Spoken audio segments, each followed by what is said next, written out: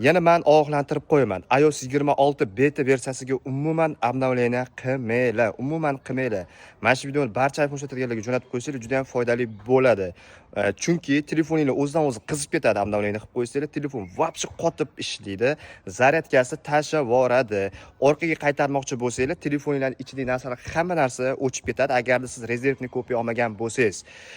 Keyin ikkinchi masala, nimaga sizga iOS 26 keldi, nimaga bizga kelmayapti va qachon keladi iOS 26 versiyasi desanglar, sentyabr oyida keladi. Mana shu yili sentyabr oyida 16-sentyabrdan 18-sentyabr kungacha o'sha kun orasida обновление keladi. O'shanda to'liq versiyasi keladi. O'shandan keyin обновление hammaga keladi. O'shanda обновление qilsa bo'ladi.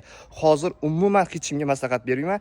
Kimdir iOS 26 beta versiyasini ham обновление qilishni o'rgatsa ham umuman o'rganib ham umuman обновление qilib o'tirmayman. Men yana bir marta ogohlantirib qo'yaman va rasmiy keladigan kuni 16-sentyabr va 18-sentyabr kungacha iOS 26 hamma iPhone'larga обновление keladi. Faqatgina iPhone XS bilan iPhone XR ga kelmaydi. 11 dan boshlab 16 Pro Max gacha обновление keladi. Shunaqa.